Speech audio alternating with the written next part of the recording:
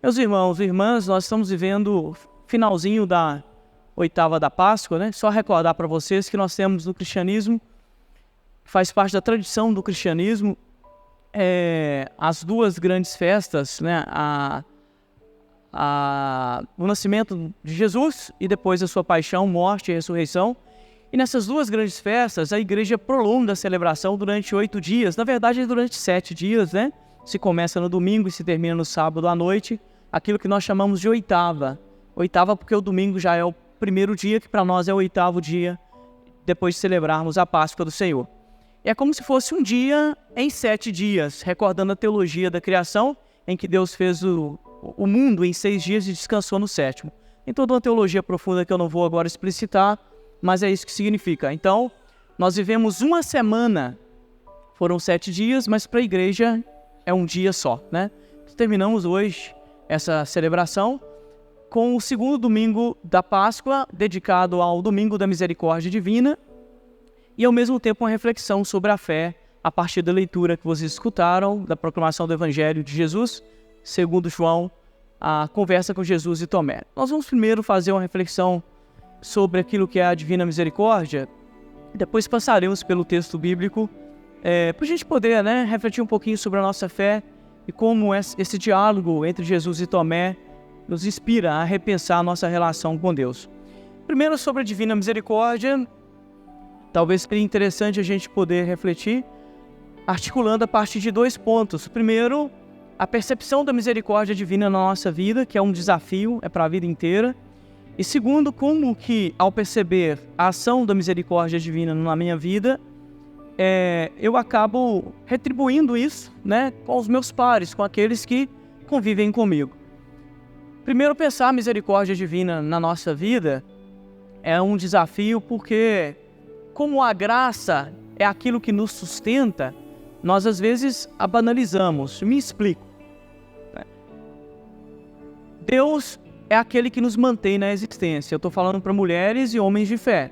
Se você não é uma pessoa de fé, isso que eu estou falando não vale para você. Mas para nós que somos homens e mulheres de fé, Deus é o que nos mantém na existência. E isso a partir da sua divina misericórdia. Por exemplo, todos vocês acordaram hoje. Fizeram disso um ato banal. Poderiam não ter acordado. Poderiam ter acordado muito mal. Todos vocês, salvo aqueles que estão fazendo algum tipo de dieta, almoçaram hoje e almoçaram bem. Poderia não ter almoçado, ou não ter almoçado tão bem. Pessoas não almoçaram hoje. Até agora vocês talvez não tenham pensado nisso, mas a maioria de vocês tem a audição perfeita, estão me escutando. Até agora não estavam pensando nisso. Agora estão pensando porque eu disse. E vocês levam isso com a maior banalidade possível. Isso é a misericórdia de Deus e a graça agindo permanente na nossa vida. É Ele que nos sustenta na existência, E a graça de Deus muito conectada com a sua divina providência. Apesar das nossas faltas, e isso é um movimento da misericórdia, como diz bem o salmista, Ele não nos julga segundo o nosso merecimento, mas segundo um outro padrão que nós demoramos muito a compreender, E aí a palavra misericórdia, como vocês sabem, já traz etimologicamente a explicitação deste padrão do julgamento divino a partir da misericórdia. É olhar a nossa miséria a partir do cordis, a partir do coração. O olhar de Deus para o ser humano não é a partir de uma razão lógica, por exemplo, matemática, em que as coisas são muito claras, E é olho por olho e dente por dente. O julgamento de Deus em relação a nós sempre passa por um olhar que depende do coração. Por isso, misericordis. Olha para a nossa miséria a partir do coração. Porque se fosse olhar para a nossa miséria a partir de um outro paradigma de justiça, talvez eu e você não estaríamos aqui. Porque você e eu, nós sabemos que nós não somos assim muito justos e muito bondosos, não é verdade? E que nem sempre nós merecemos aquilo que nós temos. Na maioria das vezes merecemos menos. E aí vem o desdobramento daquilo que é misericórdia divina, que é como Deus olha para a minha miséria a partir do coração, misericordis, como eu olho para a miséria do meu próximo, será que é a partir do coração? A maioria de nós temos que viver uma vida toda para compreender isso.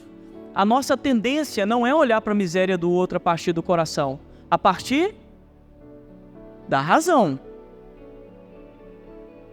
Nós olhamos para a miséria do outro a partir da razão. E aí nós cindimos a sociedade entre aqueles que merecem e aqueles que não merecem, por exemplo, o nosso amor, a nossa confiança. Não é assim que funciona com Deus. Por isso a misericórdia de Deus é tão questionada, principalmente pelos grupos mais conservadores, às vezes.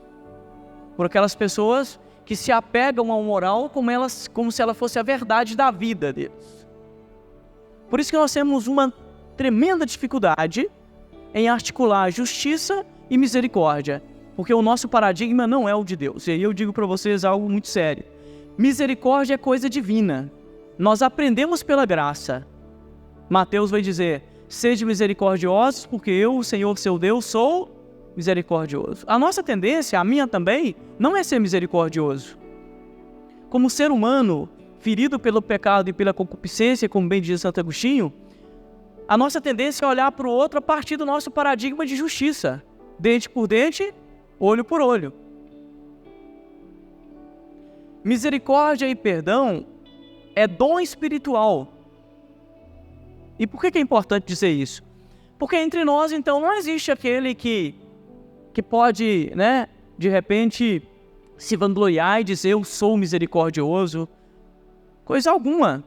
Vocês pensam que eu sou misericordioso? Só Deus é misericordioso. Eu estou tentando fazer um caminho junto com vocês. Eu também faço julgamentos a partir da minha razão e da lógica deste mundo. Aí eu brinco de vez em quando, Nós temos a nossa comunidade aqui, várias pessoas que têm contato com o direito, juristas formados, que exercem vários cargos, alguns que são, que estão na advocacia, outros que, enfim, passaram pelo bacharelato e trilharam outro caminho. Eu sempre brinco assim, justiça humana, não existe perdão no direito civil, no direito constitucional, o que vocês quiserem, criminal, não existe perdão. Perdão é coisa de Deus, não é coisa de ser humano. Existe amenizar uma pena, existe contextualizar um crime e aí, de repente, usar algumas artimanhas para que a pessoa não pague, segundo os paradigmas do direito e da justiça, aquilo que deveria pagar, mas perdão não. Existe absolvição de culpa, é culpado ou não, mas uma vez condenado, não existe perdão.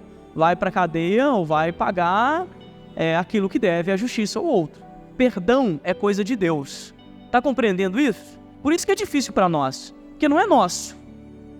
Perdão não é uma coisa nossa. Nós herdamos a graça do perdão porque nós fomos feitos à imagem e semelhança, e aí essa fagulha divina que existe em nós nos dá a possibilidade de perdoar. Mas a nossa tendência não é a tendência ao perdão. A nossa tendência é a tendência à revanche, à vingança. Fez, pagou. Ah, mas você vai ver. Troco vai vir? Essa é a nossa tendência. E por isso vocês não precisam ficar assustados quando a gente fala isso, porque isso aqui não é uma reflexão para julgar ninguém, não. Aqui é uma reflexão que eu chamo de fenomenológica. É uma reflexão para vocês poderem ver aquilo que é a realidade de cada um de nós. Perdão e misericórdia é dom de Deus. Se você não pedir, pode ser que você não receba. O sede misericordioso, porque eu, Senhor, seu Deus, sou misericordioso, não vem da noite por dia. Eu costumo brincar, que é uma brincadeira séria, O tempinho que eu tenho de padre, vou fazer 14 anos de padre, atendendo as pessoas, eu percebo que esse salto para a misericórdia, para a compreensão da misericórdia, na maioria das pessoas que eu já ouvi, ele só acontece depois dos 70 anos. Até os 70 anos, estou fazendo uma nota de corte aqui, não tem nenhum estudo sobre isso, mas a partir da minha experiência, até os 70 anos, poucos de nós chegamos a compreender aquilo que é a misericórdia. Aí vocês fazem a média para ver como é que vocês estão. Por quê? Porque só depois dos 60, 70 anos, nós começamos a desenvolver, quem não desenvolveu ainda, o sentimento mais importante, que não é o amor. O sentimento mais importante, que é a gratidão. Você sabe que o que mais dói na gente não é a falta de amor, é a falta de gratidão. É isso que nos faz poliqueixosos, né? Mas, poxa vida, né? Fulano, porque a gente não consegue entender a falta de gratidão das pessoas. E às vezes a gente não olha pra gente e também não percebe, né? Que nós também não somos tão gratos assim. Por isso eu não agradeci, porque eu levantei hoje bem, mas não agradeci a Deus. Escuto perfeitamente, mas nunca agradeci a Deus por isso. Tô andando bem, mas nunca agradeci a Deus por isso. Gratidão a gente começa a desenvolver depois dos 60 anos, quando a morte começa a aparecer como uma assombração. E por isso é dos últimos sentimentos que nós desenvolvemos. E o mais importante, isso na minha visão, né? Na humilde visão. Eu não consigo entender de outra forma. Mas partilho com vocês, né? Então pensar nisso. E a partir disso, refletir rapidamente sobre aquilo que é o paradigma da fé em Tomé, que também é muito importante, né? Hoje aparece no Evangelho de João a última bem-aventurança de Jesus. Nós temos as bem-aventuranças em Mateus e Lucas, né? Aquela felizes os pobres, né? De espírito, felizes os que choram, que serão consolados, e por aí vai. E tem uma última bem-aventurança, que eu interpreto assim, que está no Evangelho de João, no capítulo 20, que nós lemos hoje. E essa bem-aventurança ela é muito importante, principalmente para nós, porque ela diz respeito a você que está aqui hoje. Estou um pouco perdido no espaço e tempo, mas são 6, 7, 6? Hoje é 6 mesmo? 7, né? Então estou bem perdido. Eu estou ainda no sábado, né?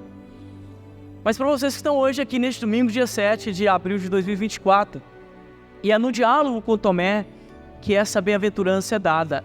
E é uma reflexão sobre a fé como virtude, né? Tomé viveu com Jesus 3 anos. Tomé esteve presente na Santa Ceia. Tomé viu os milagres acontecendo. E mesmo assim, não dá crédito ou credibilidade à palavra dos seus amigos, que diz: o Senhor ressuscitou, nós o vimos. Eu tenho que tocar para ver se isso é verdade. E aí Jesus, no diálogo com Tomé, aparece. E aí é muito bacana isso, porque já nas Escrituras o milagre acontece ou para fortalecer a fé ou para mostrar que nós não temos fé. A aparição de Jesus para Tomé é para dizer: olha como é que você é frágil. E Jesus aparece e fala: ô Tomé, já que você está duvidando, coloca aqui o seu dedo, coloca aqui a sua mão onde eu fui ferido, não seja incrédulo, mas fiel. Aí ele vai dizer aquela frase famosa que nós repetimos, que é: meu Senhor e meu Deus. E aí Jesus vai dar aquele tapa de luva que ele sempre dá, que é: ah, mas você está acreditando porque você me viu. E aí ele vai soltar bem-aventuranças para mim, a mais bonita da história, que é: bem-aventurados este povo de Santa Rosa de Lima, que está aqui no dia 7 de abril de 2024, às 19h30, 20 horas, que acreditaram sem ter visto. Olha que maravilha, gente. Olha que maravilha. Bem-aventurados não é você que acreditou porque viu. Bem-aventurados aqueles que persistem apesar de não ter visto. Nós. Isso é lindíssimo. E aí a gente precisa pensar o paradigma da nossa fé. Eu sempre falo, né, que a gente precisa tomar cuidado. Porque a fé, assim como a virtude teológica do amor, né, e da esperança, e a misericórdia, o perdão que nós falamos, é algo que vem de Deus e que nos tira do centro e que a gente precisa compreender de outra forma. E a gente precisa fazer um esforço para compreender de outra forma. Então, por exemplo, a questão da fé, no cristianismo e no judaísmo, ela não está conectada à visão, ela está conectada à audição, Shema Israel. A credibilidade não é uma questão de visão, né?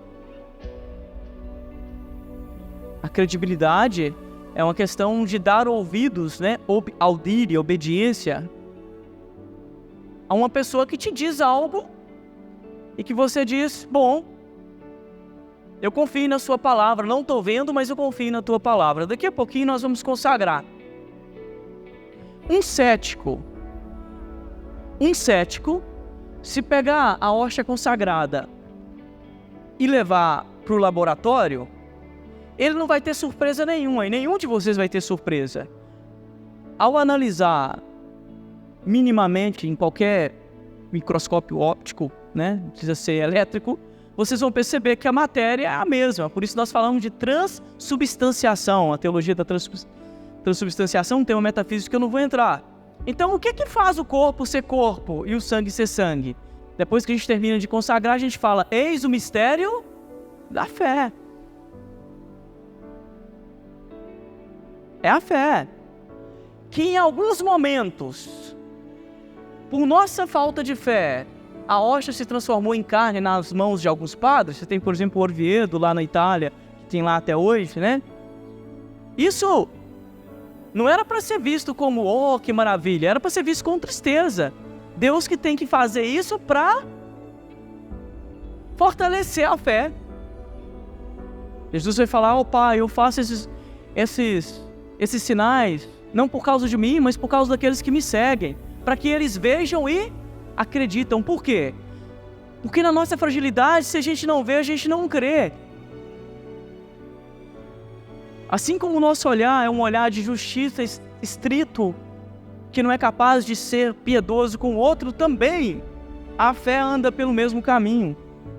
A pessoa diz para você assim, eu te amo. Muitos de nós, a primeira coisa que fala é, prova.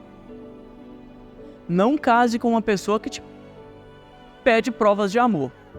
Ou se vocês já casaram, aí já é outra história, eu não posso fazer mais. Mas se não casaram, jamais case com uma pessoa que te pede prova de amor. Porque se ela não acredita na sua palavra e tem que ver para crer, é um Tomé que vai te dar problemas, pequenos e grandes. Nós temos que refletir sobre isso. Senão nós estamos perdendo tempo. Nós acreditamos que o pão se torna corpo e que o vinho se torna sangue. Nós acreditamos. Por que nós acreditamos? Porque na última ceia Jesus disse, tomai e comei, este é o meu. Tomai e bebei, este é o meu. É por isso que nós acreditamos. Nós acreditamos por quê? Porque ele disse. Como é que você tem coragem de liberar o seu namorado para uma balada? Porque você acredita que ele não vai te trair. Ó, tem uma festa hoje, você não pode ir, você está com as suas amigas, então você deixa poder me divertir com meus colegas aí, a gente vai tomar uma cervejinha até mais tarde e tal. Bom, se você não acredita tanto, você vai falar, esse negócio não está me cheirando bem, não vou deixar não. O que faz uma pessoa, nenhuma relação viver livre em relação ao outro? O crédito que eu dou à palavra do outro. E aí não tem brincadeira, ou eu acredito ou eu não. É para vocês repensarem, inclusive, as relações de vocês. Ela é baseada em quê? Em que as relações se baseiam? A gente pensa que é na fé, mas muitas delas na desconfiança, né? E é por isso que não vai para frente, né? Se eu não dou crédito à palavra, se eu tenho que ver para crer, eu sou um Tomé. Te amo, prova. Vou visitar o meu colega, então deixa a câmera ligada para eu ver que você está com o seu colega mesmo. E por aí vai. Bonito, termino isso, bonito é que o Evangelho, vocês já perceberam que ele toca diretamente a nossa vida e a nossa existência? O Evangelho, ele não está desconectado daquilo que nós fazemos, daquilo que nós vivemos não, meus irmãos. Isso é o mistério da fé, como que ela entra na nossa vida, muda, configura a nossa existência. Eis o mistério da fé. Amém?